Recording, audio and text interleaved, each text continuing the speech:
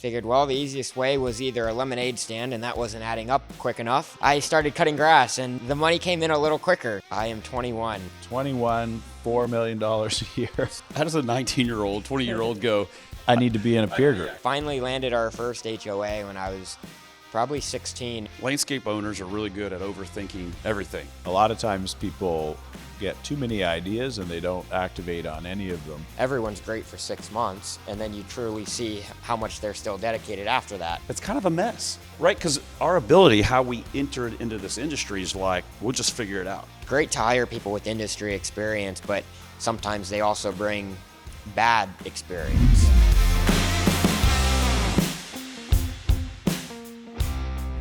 Very excited for today. We've got a great discussion here ahead. Austyn Roth from Lucky Landscaping and Tommy Cole from McFarlin Stanford. So we're going to have a great chat here today because we've got one of the most successful young entrepreneurs that I can think of in this industry. I don't know if I can say one of, I think the. So this year's recipient of the Young Entrepreneur Award with LMN is Austyn Roth, and I'll let him tell his story, but just truly, truly inspirational, I think, for people of all ages. But I'm excited to have him on to share his story. And Tommy Cole spends his time helping landscapers unlock their true potential. And he's grown a business, been a part of a big business, been a part of a team that took a company from 5 to 30 million. And then he and a few others from that company created McFarlin Stanford to help other businesses do that. And I think that's just pretty amazing. And so I'll let you guys tell your own stories. But, Austyn, why don't you kind of kick off? Tell us a little bit about yourself, your business, where you started, where you're at now, just to kind of give everybody a little understanding of what's happening in your world.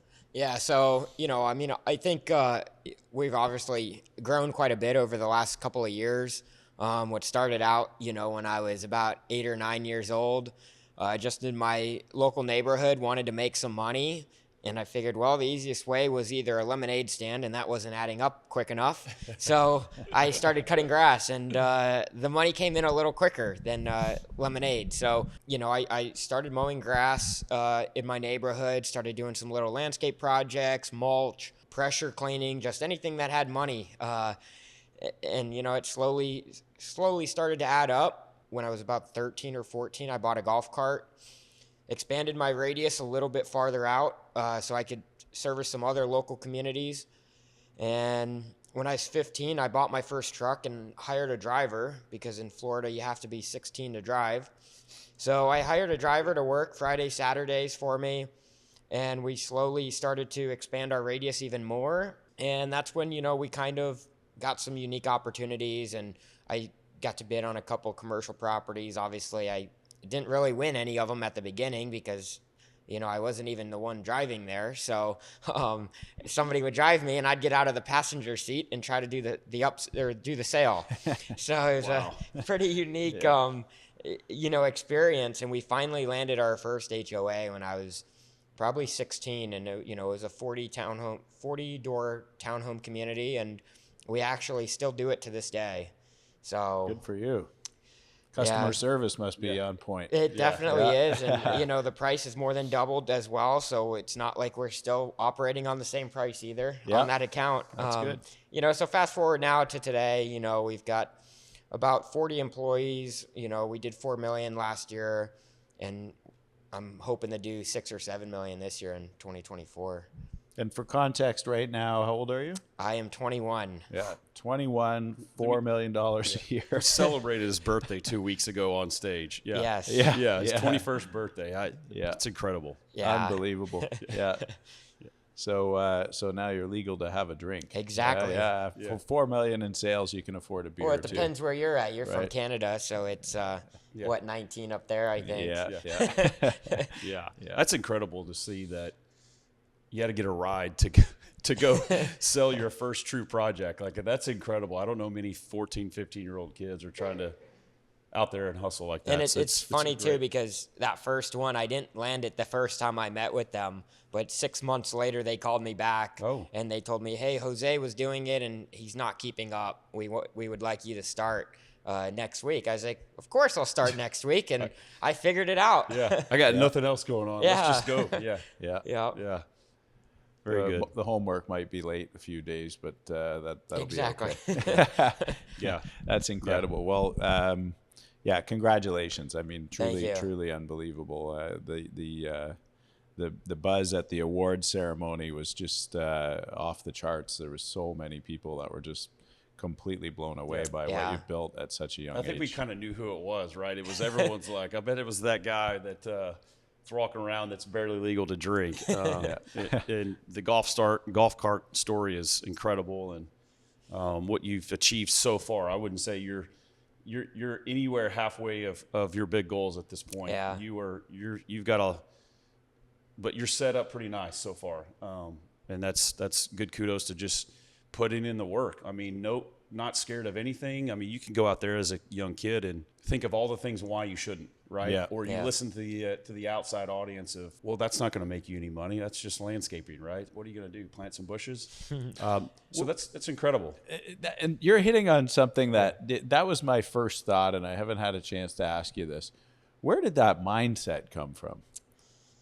How did you have the confidence at that age to hire somebody to drive you around, and how did you have the confidence to know that you could do this? Was there something or somebody, or what happened there?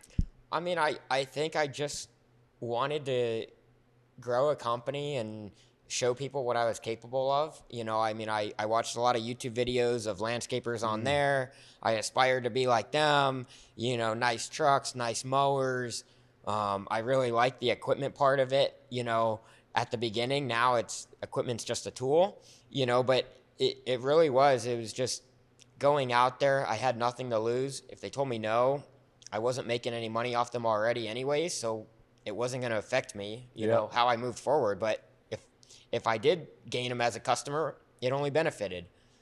Wow, what a clear mindset. I mean, saying no, how did you take that? Right, that's an interesting dialogue of getting a lot of no's, right? As a young kid, I mean, that doesn't happen, you know. Yeah, I mean, how did you react to that? Especially, you know, when you're 10, 11, 12, I mean, and they're, you know, we're in a pretty nice area, you know, affluent houses, and a lot of these people are business people, you know, and the first thing that comes to mind, oh, you don't have insurance, you know, so there definitely was a lot of no's, and it's like, well, how about you give me the opportunity, and if you're not happy, don't pay me. Like, so I kind of just built trust with people and slowly built confidence in them, or they built confidence in me and built their trust. And, you know, it wasn't all about the money. It was just, I just need the work. I have nothing else to do with my time. So, you know, and I know they'll pay me at the end of it. So it'll always pay off.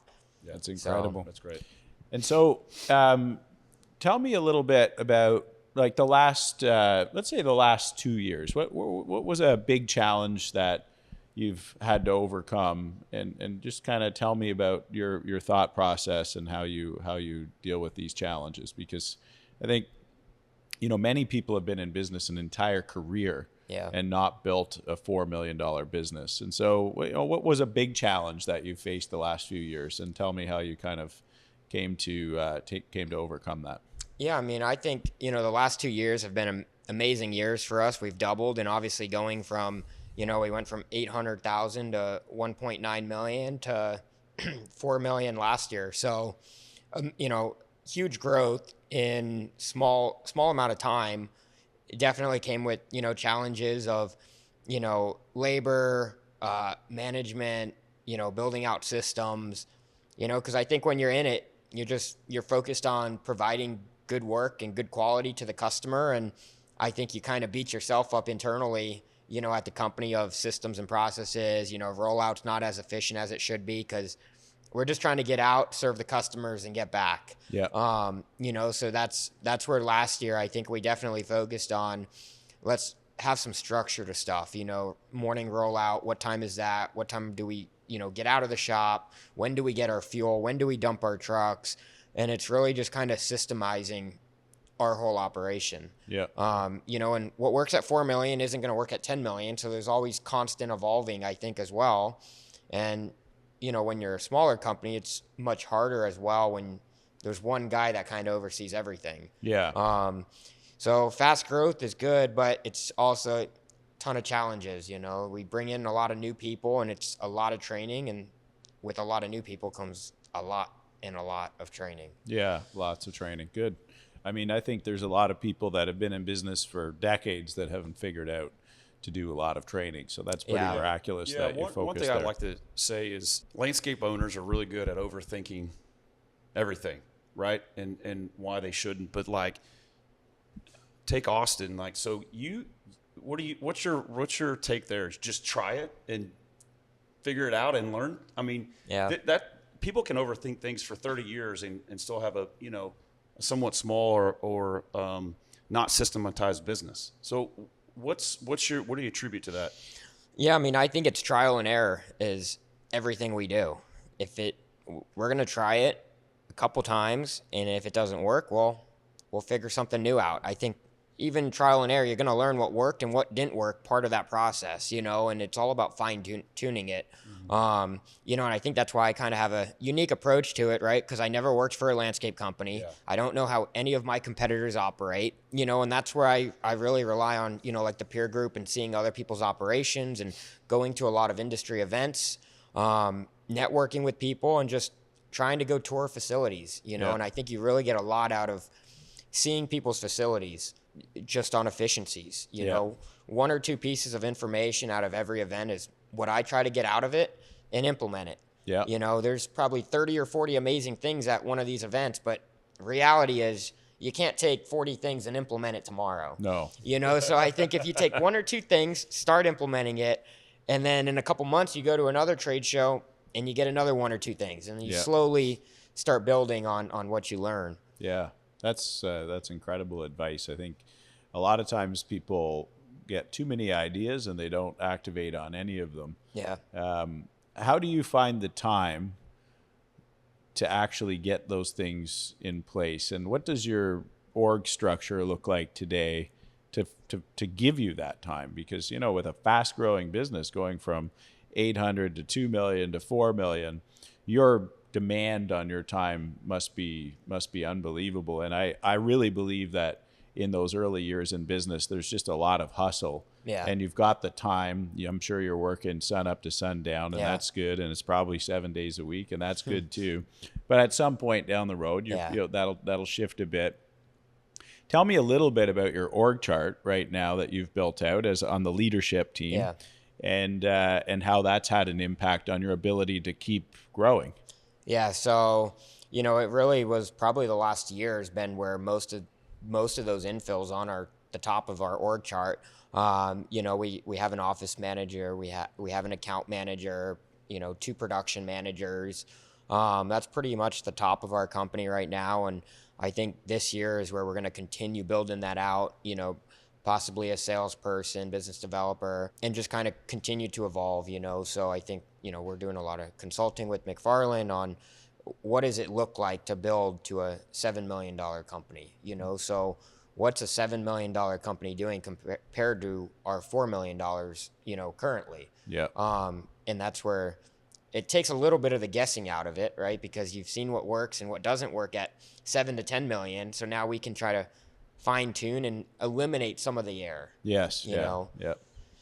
So as you reflect on big challenges ahead to go from 4 million to 7 or 10 million, and I know just from talking to you that there's no plans to slow down anytime soon. Yeah. What are some of the big challenges you see ahead in, I guess, for you as a leader and for the organization in continuing to scale at the pace you've been scaling? Yeah, I mean, I think, right, our biggest challenge is building the leadership team and growing so quickly. It just doesn't give people the time in our company that we would like.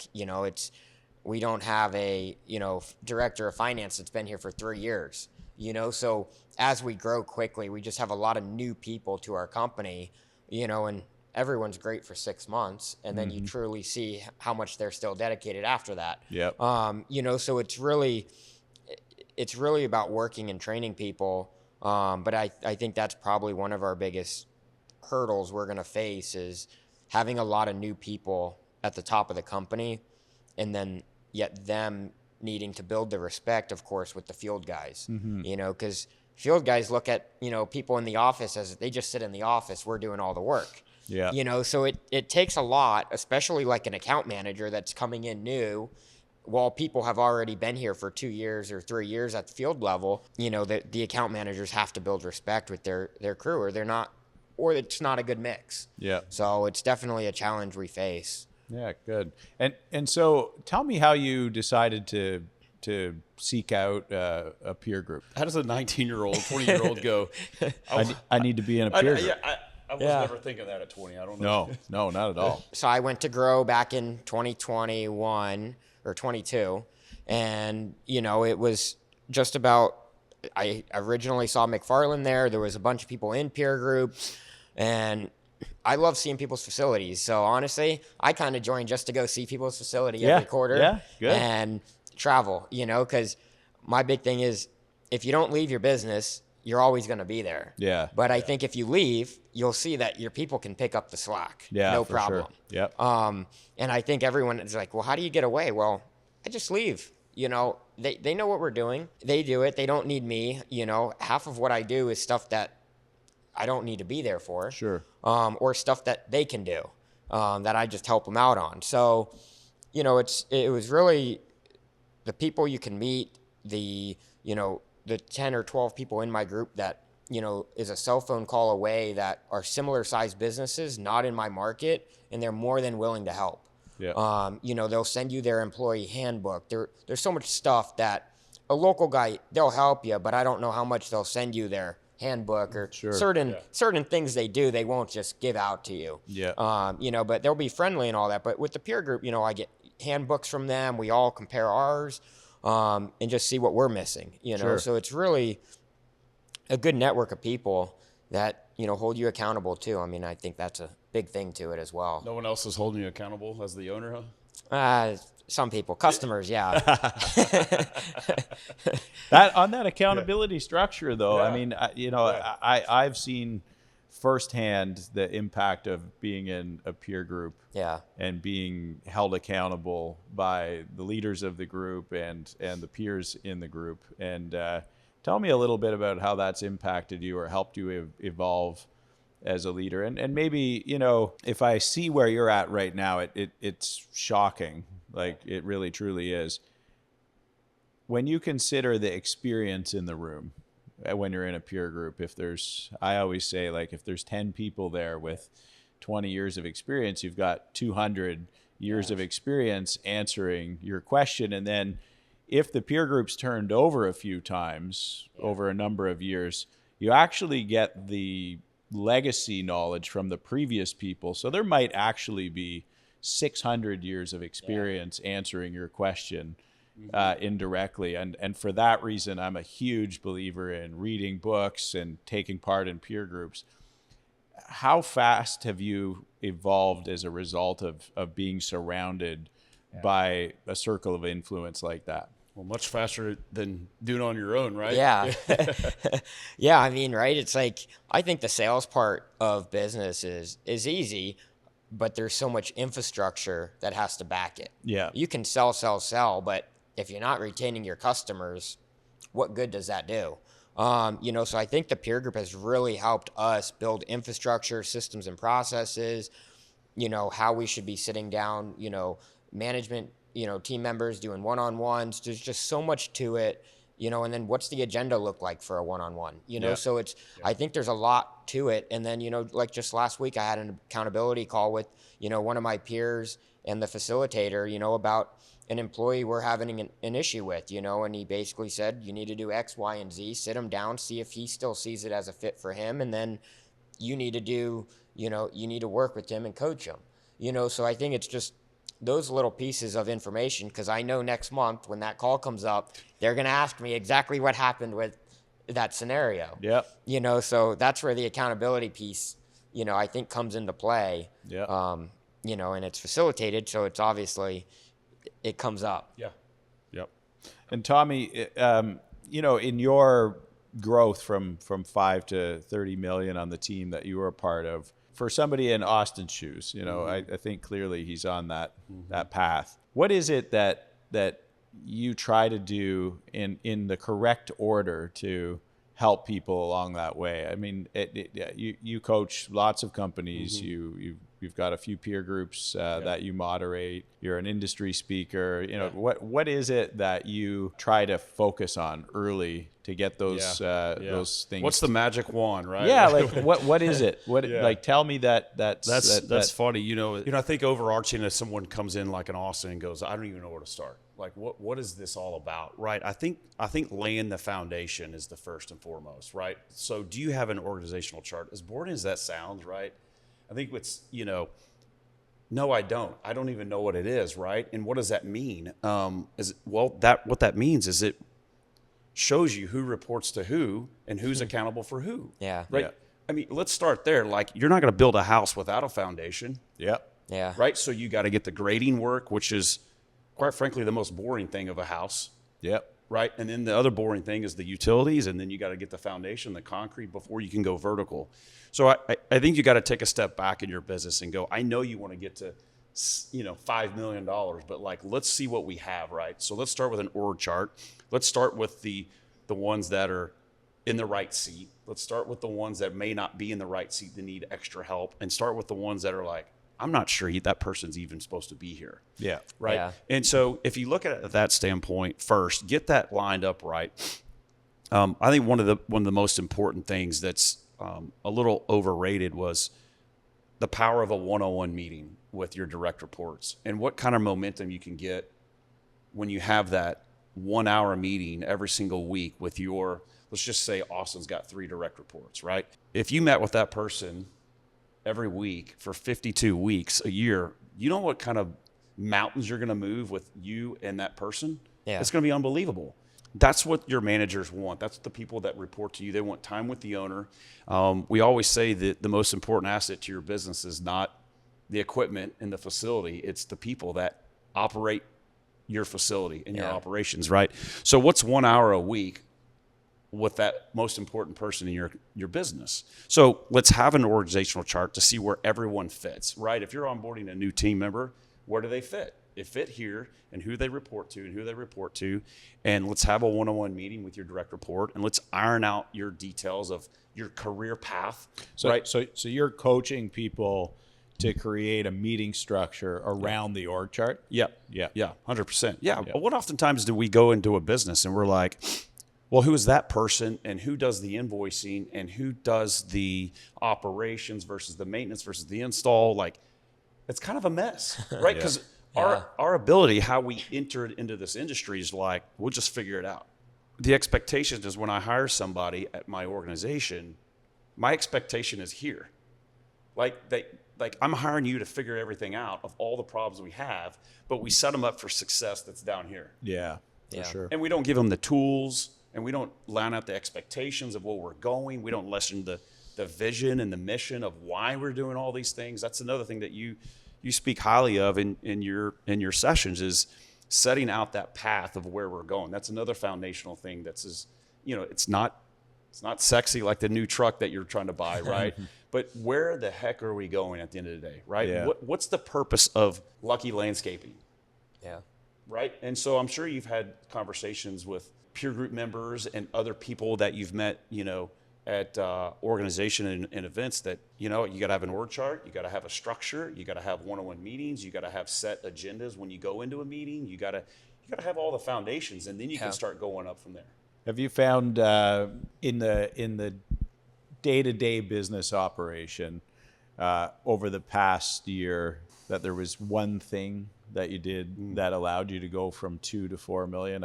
Is there one thing? I always look for the one thing if I can find it. Yeah. That's a big leap from 2 to 4 million. You mentioned the leadership team, and maybe that is the one thing. I just wanted to clarify, if you were to look back at that growth from 2 to 4, what was the one thing that you did that had the biggest impact? one of the most important things that I think in our marketplace, if somebody looks at us and what we did, it's really creating a partnership with our clients, and being there for them. Whether they call us at midnight for a mainline irrigation break, we go out, we shut it out off. And I think it's being flexible and really creating a partnership with the clients. And I think that's done tremendous for us. And I think that's contributed a ton to our growth and success because, for what we do, commercial HOAs, it's a relationship business. And I think you do it for one HOA. And you got to imagine, just like landscapers talk, board members talk from all the neighborhoods, not just in the single neighborhood. So it's really about doing right by them, and their community. Let that speak who you are. And I think that's really the key to what we've done is partnering with the clients.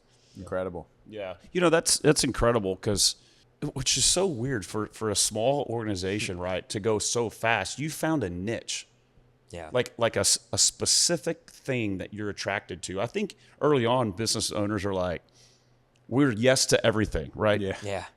It's just not just early on. Well, yeah, and maybe I think for decades. It never ends for a lot of people, for sure. And I found that fascinating with Austyn is he knows exactly what he's going after, right? And he's setting a precedent. But also he's identified his ideal client. Yeah. And I think that's really important to hone in on. Can you explain like how you got to that versus chasing all the shiny objects that most of us go after, right? Yeah, I mean, I think, like early on when we were just going into commercial, we thought commercial means apartments, shopping centers, industrial, HOA. Well, those are all very, very different sectors in commercial. And they all have a very different expectation and a level of service that they want to pay for. So I think we've focused in now on commercial high-end HOAs. So we don't do the shopping centers. We don't do the industrial. We really focus on HOA and providing the level of service. I was probably 17 or 18. We started doing some multifamily stuff. They were Class C multifamily, kind of lower level. But hey, the revenue was there. We were doing $30,000 a month for one customer, across 4 different sites, and it was like the money's great, but all we're doing is cutting their grass. They don't want us fixing irrigation. They don't want us to do the tree trimming. They don't want flowers. They don't want mulch. So how am I supposed to grow my business using them as a reference when you pull up there and the grass and the bushes are trimmed, but it doesn't look good. It looks terrible, but it gets by. So it's like, if we can't use them as a reference to get more work, what's the point of servicing a customer on a slim margin on maintenance? Yeah. So that's where I think we really focused in. And when we got to LMN, we were like, wow, we're not making money on these accounts. We're not getting enhancements. And we cut our revenue in half overnight and started focusing on the customer we want and sticking to the same level of service across the board. So what we noticed on those accounts is as we were trying to get into higher end HOA, we were showing the guys, this is the level of service we expect. You need to hand trim these bushes. These ones you can use mechanical on. And then we would send them to the Class C apartments, and they would use that same level of service there. Oh, and overproduce. we were doing terrible on actual versus estimated hours. Exactly. So, that's when we really had to narrow in on what are we good at? This is what we provide, and we have one level of service across the board. Yeah, that's such good advice. And I think it's funny. I think as business owners are in business for more years, they've told themselves so many stories that they can't see it that clearly. Yeah. And the fact that you have that clarity and you have that deep belief this early, I think that's going to serve you well, because just knowing that there's one type of customer that's right and there's one level of service, and then sticking to it, I think allows you to be the best. Yeah. And when you're the best, the work keeps coming. And it sounds like that's happening for and you. like I tell people, like, it doesn't, just because I don't do Class C apartments doesn't mean you can't make a ton of money doing it. Yeah. There's companies that's what they specialize in and they kill it. Yep. So I think you can be in any sector. Just find what you're good at and find what you want to train your guys to specialize in. Yeah. Yeah, That's really solid advice. I love so good. I love God, that. I'm like learning more right now sitting here. Hey, right, what's this? Yeah, that's for sure. And so with that level of focus on the customer, how do you build teams? You talked a lot about training earlier, and you've probably heard me say I'm a big believer, the business is kind of just two things. We've got the customer, which you're hyper focused on, and I just love how you look at that. And you talked a lot earlier about training, and so I know that you're of this mind on the other side. But how do you tune your staff to be the best at solving, your customers' problems? Training's a big part, but I think all my guys know that if I ask them to do it or we ask them to do it, I'm not scared to do it. So if you have an issue with something, figure it out, or I'll come in there and try to help you. So if we tell you to figure it out, at least put your, try it at least, put your efforts into figuring it out, and we try to get people to self-perform and use their capabilities. Yeah.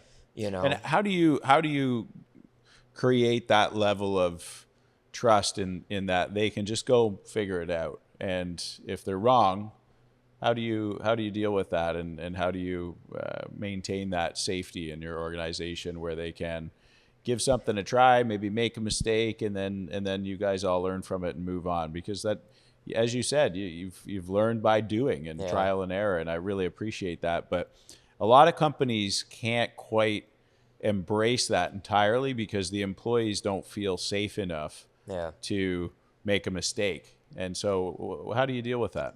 I mean, I think it really goes to you have to learn from mistakes. And what good does it do to fire a guy if he makes a mistake? Because now you hire a new guy and he could make that same mistake. So the chances of that same guy making the mistake again are very slim. Yeah. So it's almost cheaper and easier for us to just train that guy because chances are he's not going to make the mistake again. So as long as he hasn't made, 10 terrible mistakes, one or two, you learn from your mistakes, and that's where the trial and error comes into place. So we try to really get guys, it's if a guy jackknifes a trailer, well, what can you do about it? You can't get mad at him. All you can do is fix it and tell him to keep working. I mean, I would rather us just keep working rather than sit there and look at the trailer that's now messed up. Yeah. We're going to lose more money looking at it. The damage is already done. We'll worry about it later. Yes. So that's just kind of my mindset on a lot of that. Yeah. And from a training perspective, when you do find these things coming up, I think one of the most interesting things about you at your age is just how focused you are on the concept of training. As you find these mistakes and you train people to avoid them again in the future, how do you scale that? To get from 2 to 4 million, a lot of companies struggle in getting what training was in place before, which may have been on the job or even you learning alongside, getting in the trenches and doing the work. How are you scaling training in your business today? It's definitely a hard thing to scale because, it's great to hire people with industry experience, but sometimes they also bring bad experience. Yes. That you don't want. Right. That say a corporate 500 company taught them and that's not what our motto is. That's not what our value is in supporting a customer. So we definitely struggle with it. But we, a lot of our production managers know, they've been with us now. So as we have a newer account manager, they kind of rely on other team members as well to show them this is how we operate, this is what we do. And then, I pitch in, and obviously all of our team members pitch in to train them, this is how we do it here, this is our quality level, kind of how it comes into play with us. I think for you, Austyn, it's going to be one of those things that you're going to have to navigate, right? Yeah. I'm not sure, Austyn. Every hire is different, You even have the answer, but I feel like there's some tools that you're starting to develop now to figure that out, because when you go from 4 to 6, like we're thinking you're going to do, you're getting kind of further away from the action of where those job sites are and those commercial properties. And so, I think your initial steps are to develop a training program is one of your key takeaways that I heard from your coach secretly.